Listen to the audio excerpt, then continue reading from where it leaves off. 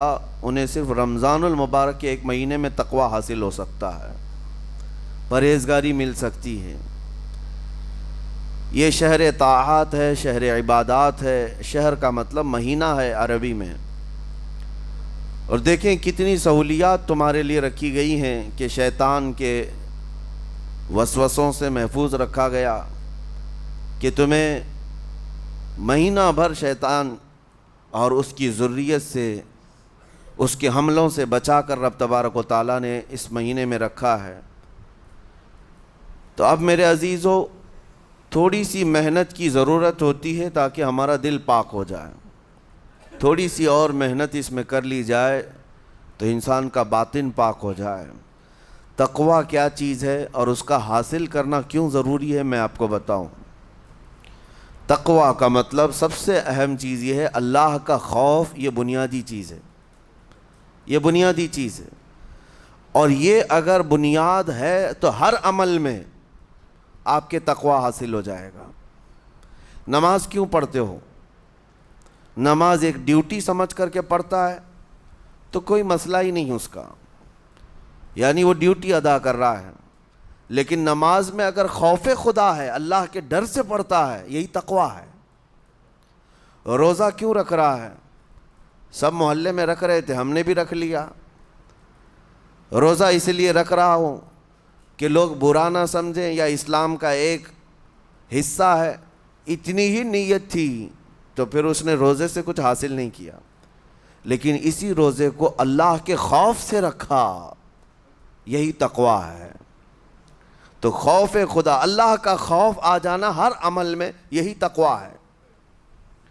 اور اگر یہ چیز نہیں ہے تو انسان بہت بڑے بڑے گناہ بھی کر جاتا ہے، اسے ڈر نہیں لگتا۔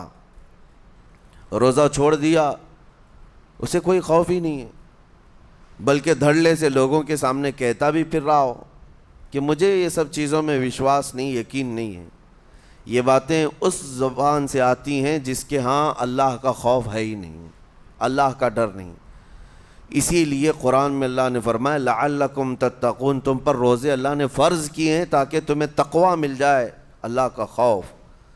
اور یہ کتنی اہم چیز ہے میں آپ کو بتاؤں، خوف خدا۔ خوف خدا کا مطلب کہ اللہ کا ڈر، اللہ کا خوف، یہ تمہاری پوری باڈی کو صحیح کرتا ہے، اندر سے بھی باہر سے بھی۔ خوف خدا، تم ہر قدم پر اگر یہ سوچتے ہو کہ میرا رب مجھے دیکھ رہا ہے، جیسے کہ آپ کو پتہ ہے حدیث پاک میں حضور صلی اللہ تعالیٰ علیہ وسلم سے پوچھا بھی گیا، احسان کیا ہے، یعنی نیکی کس کو کہتے ہیں؟ حضور نے فرمایا تم نماز ایسی پڑھو یا عبادت ایسے کرو جیسے تم اللہ کو دیکھ رہے ہو۔ اور اگر یہ نہیں ہو سکتا تم سے تو اتنا احساس تو رہے کہ اللہ تمہیں دیکھ رہا ہے۔ تو ہر عمل میں تمہارے یہ سوچ آئے کہ مجھے میرا رب دیکھ رہا ہے، تمہارے قدم سنبھل جائیں گے۔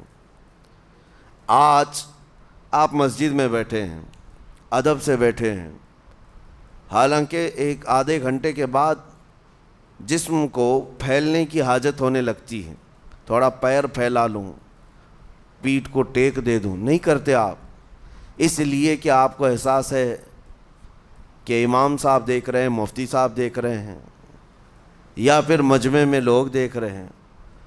تو یہاں پر ہمارے دیکھنے کے احساس سے آپ کے پیر نہیں پھیلتے ہیں، آپ پھیل کے نہیں بیٹھتے۔ تو ہم میاں نہ سزا دینے والے نہ جزا دینے والے ہیں۔ یہی احساس اگر اللہ کے دیکھنے کا ہو جائے کہ میرا رب مجھے دیکھ رہا ہے، تو پھر آپ کو کسی نگرانی کی ضرورت نہیں، کہیں کسی سی سی ٹی وی کی ضرورت نہیں۔ اللہ کا خوف اگر بندے کے دل میں آ جائے، وہ ہر لمحے، ہر گھڑی، ہر علاقے میں محفوظ رہتا ہے، اپنے آپ کو محفوظ رکھتا ہے۔ میرے عزیزو، 4 سال کی عمر ہے امام اہل سنت فاضل بریلوی رحمۃ اللہ علیہ، امام محمد رضا خان رحمۃ اللہ علیہ، 4 سال کی عمر میں روزہ رکھ لیا۔ گرمیوں کی شدت تھی، گھرانہ علمی گھرانہ ہے، باپ بھی بڑے عالم دین، دادا بھی بڑے عالم دین ہیں۔ 4 سال کی عمر میں روزہ تو رکھ لیا، اور جب تھوڑی دوپہر ڈھل گئی، اچھوں کی حالت دھوپ کے دنوں میں خراب ہونے لگتی ہے، تو شام ہونے کو قریب تھی کہ ایک کمرے کے اندر دادا محترم نے پوتے کو بند کر دیا اور کچھ پھل فروٹ ساری چیزیں اندر رکھ کر کے دروازہ باہر سے بند کر لیا. کہا بیٹا کھا لینا, میں کسی کو بتاؤں گا نہیں, کسی کو نہیں بولوں گا. 4 سال کی عمر ہے, تمہارا روزہ بھی رہے گا, کھا کر کے تھوڑا پیٹ ہلکا کر لینا. تو یہ دروازہ بند کر کے دادا محترم چلے گئے. کافی دیر کے بعد دروازہ کھلا تو وہ پھل فروٹ ویسے کے ویسے ہیں, بچہ ویسے ہی بیٹھا ہوا ہے.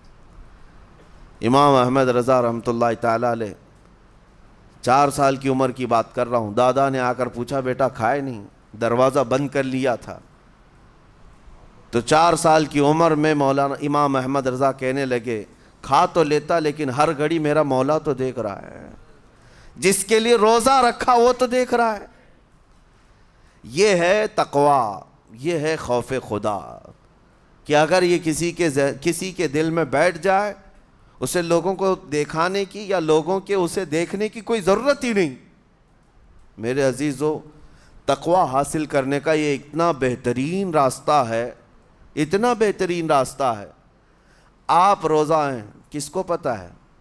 میں روزہ ہوں, کس کو پتہ ہے؟ یہ راز ہے میرے اور اللہ کے درمیان. آپ روزہ ہیں, یہ راز ہے آپ کے اور اللہ کے درمیان. بہت سارے موقع آپ کے پاس ہیں دن بھر میں, فجر سے لے کر عصر تک. کئی مرتبہ وضو میں جانا پڑتا ہے, باضابطہ آپ کلی کر رہے ہیں, آدھا نگل جاتے, کس کو خبر ہے؟ یا کہیں چھپ کر کے کوئی ہلکی سی چیز چبا لیتے, کس کو خبر ہے؟ اس لیے کہ یہ اندرونی معاملہ ہے, راز ہے. آپ کھا رہے ہیں پی رہے ہیں یا نہیں کھا رہے ہیں نہیں پی رہے ہیں, یہ کوئی دوسرا نہیں کہہ سکتا. آپ کے اور آپ کے اللہ کے درمیان یہ راز ہے. اور آپ بچے ہوئے ہیں, حلق سوکھا ہے شام کے وقت میں, اور پیٹ بھی پیٹ سے لگنے آ جاتی ہے. کام کرنے والے جانتے ہیں کہ شام ہوتے ہی روزے کا اثر کس قدر ظاہر ہوتا ہے. کام کرنے والوں کو زیادہ اثر پڑتا ہے, اے سی میں سونے والوں کو روزہ کہاں پتہ چلتا ہے. لیکن اس وقت بھی وہ نہ پانی کا ایک قطرہ حلق میں ڈالنا چاہتا ہے, نہ کوئی چیز چھپ کر کے چبانا چاہتا ہے. مجھے بتاؤ میرے عزیزو, کیوں اپنے آپ پر یہ تکلیف اور اپنے آپ پر یہ زیادتی کر رہے ہو؟ آپ کو اندازہ ہوتا ہے یہ میں زیادتی نہیں کر رہا, نہ ہی اپنے آپ کو تکلیف میں ڈال رہا ہوں, یہ میرے رب کی رضا ہے, میں اسی پر قائم ہوں. اسی لیے فرمایا گیا کہ جب افطاری کا دسترخوان بچھتا ہے اور پہلے ہی آ کر کے لوگ بیٹھتے ہیں, اور یہ سنت بھی ہے, ایسے نہیں کہ بھاگتے بھاگتے آپ آئے, وقت ہوا کھجور لیے اور کھا گئے. افطاری کے وقت سے تھوڑی دیر پہلے بیٹھ جاؤ, تمہارے دسترخوان پر نعمتیں رکھی ہوئی ہیں, پھل بھی ہیں, میوہ جات بھی ہیں, کچھ کھانے پینے کی چیزیں بھی ہیں, ٹھنڈا شربت بھی ہے, دیکھتے ہوئے بیٹھے ہیں آپ, لیکن ہاتھ نہیں لگاتے ہیں. انتظار ہے وقت کا کہ ادھر سورج کے غروب ہونا ہے اور میری افطار ہونی ہے. اعلان سنتے ہیں, اذان سنتے ہیں, اس کے بعد آپ اٹھاتے ہیں, لیکن اتنی دیر تک آپ خاموش بیٹھے ہیں دسترخوان کے پاس, سارے لوگ دیکھتے رہتے. یہ وہ منظر ہے جس کو فرمایا گیا رب ذوالجلال بھی اپنے بندوں کو دیکھ رہا ہے, رب تبارک و تعالیٰ بھی دیکھ رہا ہے اپنے بندوں کو. اور سارے فرشتوں کو بلا کر میرا مولا اعلان فرماتا ہے, یہ میرے بندے ہیں, دیکھو یہ شام کا وقت ہے, ان کے حلق سوکھ چکے ہیں, ان کے پیٹ میں بھوک کی شدت ہے, اور ان کے سامنے اچھی نعمتیں پڑی ہوئی ہیں. اے فرشتوں دیکھو, میرے ان بندوں میں سے کوئی بھی ان نعمتوں کو ہاتھ نہیں لگاتا, یہ صرف اور صرف میرے لیے بھوکے اور پیاسے ہیں. اور فرشتوں سے اللہ فرماتا ہے تم گواہ ہو جاؤ, ان کی حلق تر ہونے سے پہلے ان کے لیے میں نے جنت لکھ دیا. اسی لیے حدیث پاک میں ہے, جب افطار کرتے میرے آقا صلی اللہ علیہ وسلم یوں ارشاد فرماتے, ذهب الظمأ وابتلت العروق وثبت الاجر انشاءاللہ. پیاس بجھ گئی, رگیں ٹھنڈی ہو گئی, اور اجر اللہ کے ہاں پکا ہو گیا. یہ حضور پاک ہر افطار میں عرض کرتے تھے. میں آپ کو یہ عرض کر رہا ہوں کہ یہ چھپی ہوئی چیز, اسی کا نام تقویٰ ہے. آپ صرف اور صرف بچے ہیں اللہ کے خوف سے. اب سنو حدیث پاک, قیامت کے دن حساب و کتاب ہوگا, اور جنت میں جانے کا پروانہ کچھ لوگوں کو مل جائے گا اور سب جنت کی طرف جا رہے ہوں گے۔ اس میں بہت سارے لوگ ہیں جو پل صراط پر چل کر کے جنت پہنچیں گے۔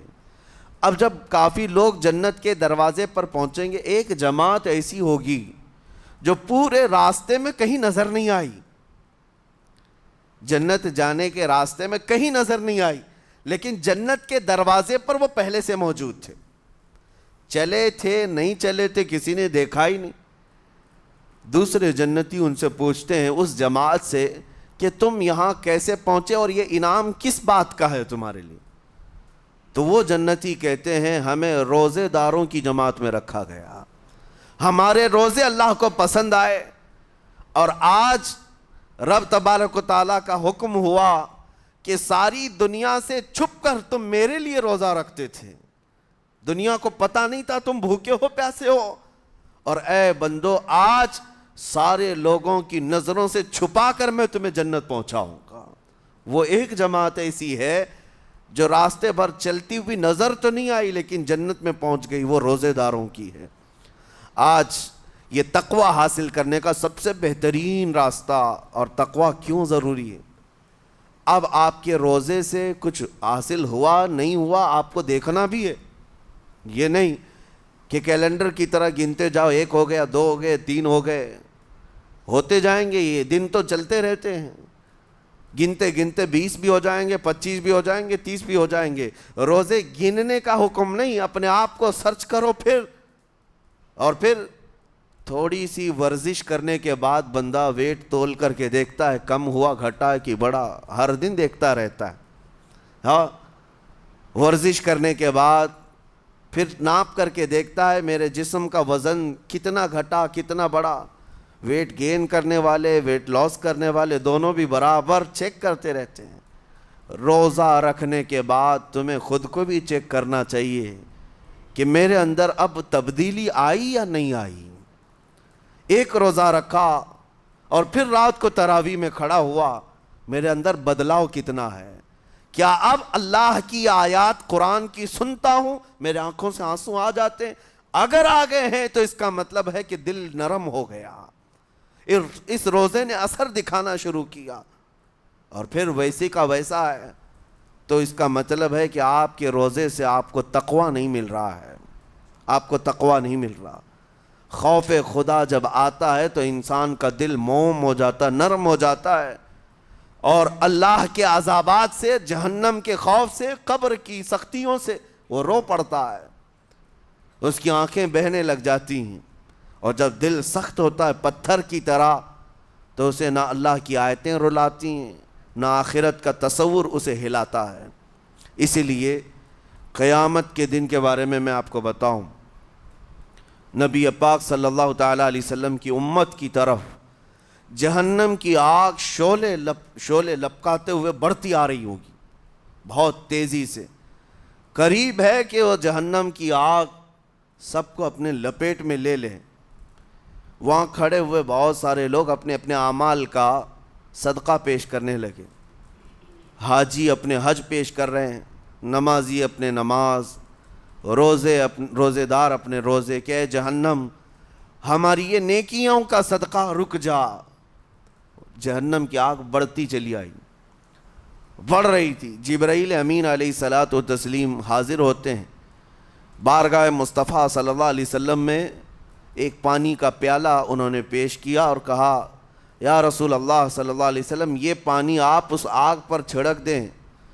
نبی پاک صلی اللہ تعالیٰ علیہ وسلم نے وہ پانی اس آگ کی طرف پھینکا تو آگ دور چلی گئی، جو جہنم کی آگ اچانک بجھ گئی، کافی دور چلی گئی جو امت کی طرف لپک رہی تھی۔ رسول رحمت صلی اللہ تعالیٰ علیہ وسلم نے پوچھا جبرائیل سے یہ اتنا اثردار پانی ہے کون سا؟ یہ جبرائیل امین عرض کرتے ہیں یا رسول اللہ یہ آپ کے ان امتیوں کے آنسوؤں کا پانی ہے جو رات کھڑے ہو کر اپنے رب کے خوف سے رویا کرتے تھے، وہ اللہ کے خوف سے تھر تھراتے تھے، ڈر کر کے ان کے آنکھوں سے جو آنسو آتے۔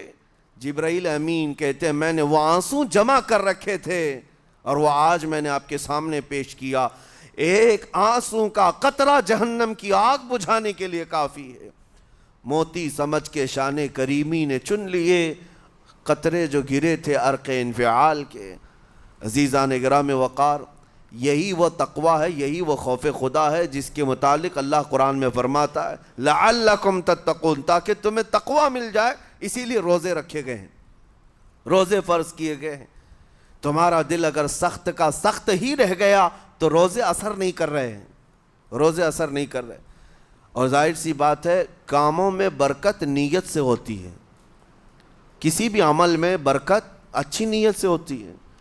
اگر کوئی روزہ اس لیے رکھ رہا ہے، جیسے بہت سارے فائدے گنائے جاتے ہیں نا، روزہ رکھنے سے کینسر نہیں ہوتا، روزہ رکھنے سے جسم کے فاسد مادے ختم ہو جاتے ہیں، نکل جاتے ہیں، ڈاکٹرز بھی مشورہ دیتے ہیں مہینے میں ایک مرتبہ، ہفتے میں ایک مرتبہ باڈی کو فری چھوڑنا چاہیے۔ تو یہ تو جسمانی فائدے تو رکھے گئے ہیں، لیکن اگر تم روزہ اس نیت سے رکھ رہے ہو کہ میری باڈی صحیح ہوتی رہے، تو گویا کہ تم تو اپنی دنیاوی غرض سے روزہ رکھ رہے تھے۔ یہ فائدے تو ملنا ہی ملنا ہے، یہ فائدے یوں بھی ملیں گے اللہ تعالیٰ کی طرف سے آپ کو، لیکن نیت وہ نہیں۔ روزہ رکھنے کی نیت یہ ہو کہ میرا رب مجھ سے راضی ہو جائے اور مجھے رب تبارک و تعالیٰ کا خوف اور تقوی حاصل ہو جائے۔ نیت میں برکت ہے، اور جن کاموں کو آپ اچھی نیت سے کریں گے اسی طرح ان کاموں میں اثر بھی پیدا ہوگا۔ روزہ رکھنے سے پہلے آج نیت یہی کریں کہ مولا تعالیٰ یہ روزہ میرے تمام برے اعمال کے لیے کفارہ ہو جائے، یہ ڈھال بن جائے۔ جانتے ہیں آپ اپنے نفس امارہ کو روکنے کا سب سے بہترین آلہ بھوک ہے، بھوک۔ جتنا آدمی بھوک کے ذریعے سے اپنے نفس کو مار سکتا ہے دوسری کوئی چیز نہیں۔ آپ دیکھیں اس رمضان المبارک میں بہت ساری حلال چیزیں آپ کو حرام کر دی گئی ہیں، یعنی سحری سے لے کر افطاری تک۔ میں یہ نہیں کہہ رہا کہ شراب پینا حرام ہے، نشہ کرنا حرام ہے، وہ تو پوری زندگی بھر حرام ہے، لیکن آپ کو چاول روٹی تو حلال ہے نا، سبزے سیب پھل فروٹ تو حلال ہے، لیکن یہ حلال چیزیں بھی اللہ نے آپ پر حرام رکھی ہیں، روزے کے عالم میں نہیں کھا سکتے۔ سحری سے لے کر افطار تک یہ حلال لقمے، پانی تو حلال ہے، پاک ہے، لیکن آپ کے لیے روزے کے عالم میں حرام ہے۔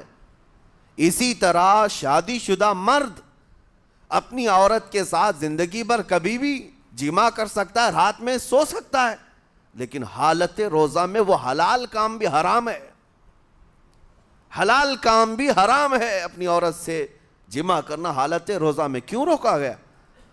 کھانا پینا بھی حلال تھا، عورتوں کے ساتھ شباشی بھی حلال تھی، لیکن روزے کے عالم میں ان حلال چیزوں کو روکا گیا۔ تو آپ سوچ سکتے ہیں اس چیز کو، سوچ سکتے؟ وجہ یہ ہے کہ حلال چیزوں سے آپ کو روک کر بڑے حرام چیزوں سے بچانا مقصود ہے۔ آج اگر اپنے آپ میں اتنا کنٹرول کر لے جاؤ کہ چند حلال چیزوں سے دن بھر بچ سکتے ہو، انشاءاللہ رمضان کے بعد بڑی حرام چیزوں سے بھی اللہ آپ کو محفوظ رکھے گا۔ میرے عزیزو، برا ہے ان لوگوں کا جن کو میرے آقا صلی اللہ تعالیٰ علیہ وسلم نے دعائے ہلاکت فرمائی۔ اس سے بدنصیب کوئی ہو سکتا ہے؟ جن کے لیے رسول رحمت صلی اللہ تعالیٰ علیہ وسلم کی دعائے ہلاکت ہوئی ہو۔ حضور صلی اللہ تعالیٰ علیہ وسلم ایک دن مسجد نبوی شریف میں تشریف لے جا رہے تھے، منبر پر آپ نے قدم رکھا، آمین کہا، پھر دوسرے زینے پر قدم رکھا، آمین کہا، تیسرے زینے پر قدم رکھا، آمین کہا۔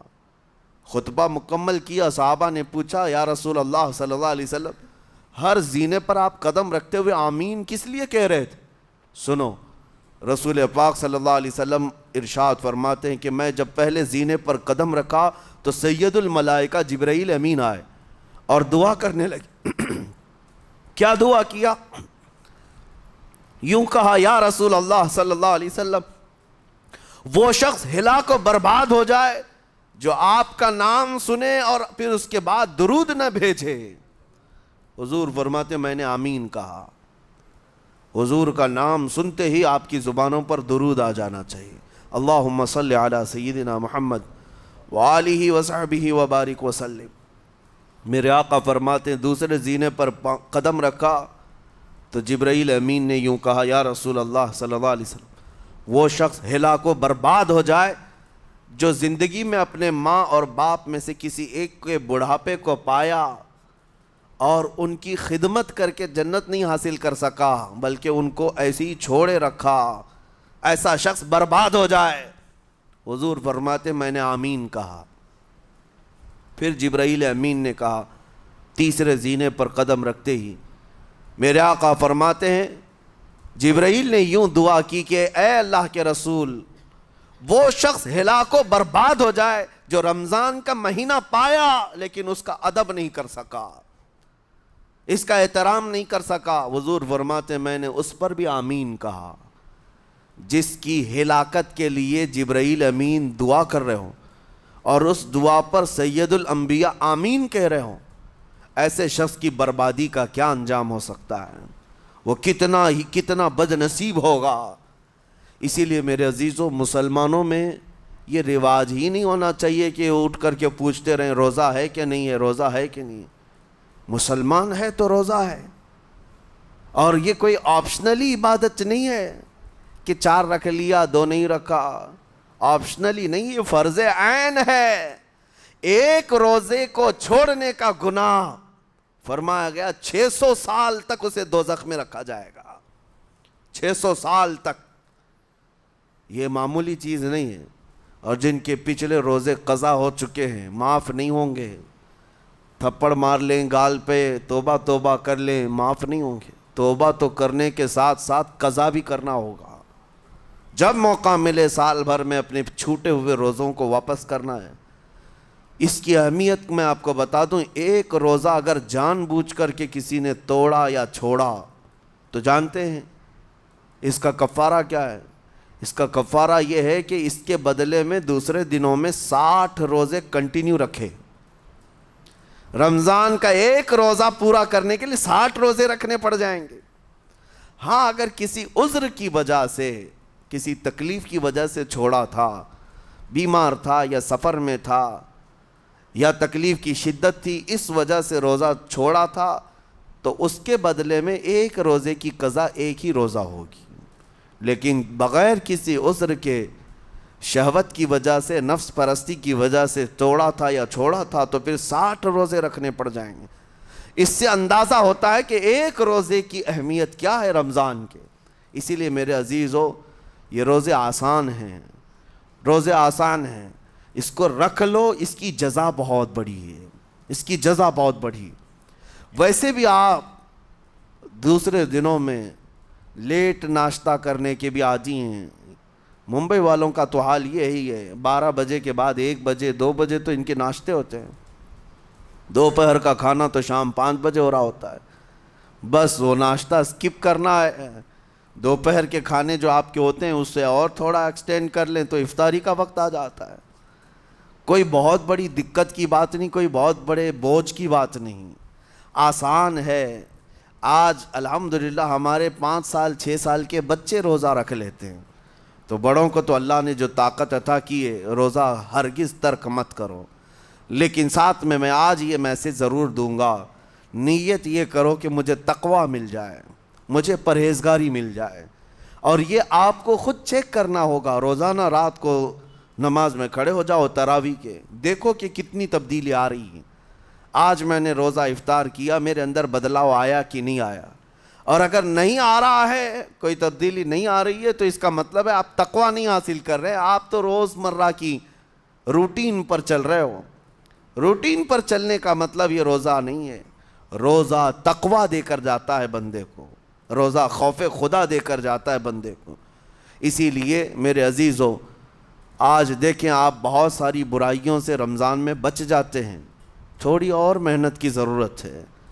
ہم نے دیکھا ہے بہت سارے گھروں میں، باقی عیاش گھروں کی مجھے کوئی وہ نہیں ہے، ان سے کوئی لینا دینا نہیں، لیکن نارمل مسلمانوں کے گھروں میں بھی ہوتا یہ ہے، عورتیں بچوں کو تلقین کرنا شروع کر دیتی ہیں، گانے بند کرو، ٹی وی بند رکھو، بہت ساری چیزیں بند رکھو کہ رمضان آیا ہوا ہے۔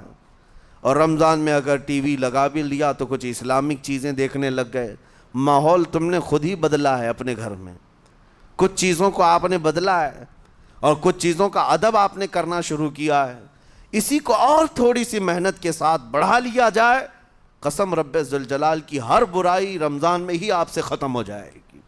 جس کی کوئی چیز چھوڑنے پر نہیں چھوٹتی ہے وہ رمضان میں کر کے دیکھ لے، اللہ کی بارگاہ میں یاد کرے کہ مولا دن بھر میں تیری رضا کے لیے بچ رہا ہوں، مجھے میری باقی زندگی میں ان گناہوں سے بچا لے۔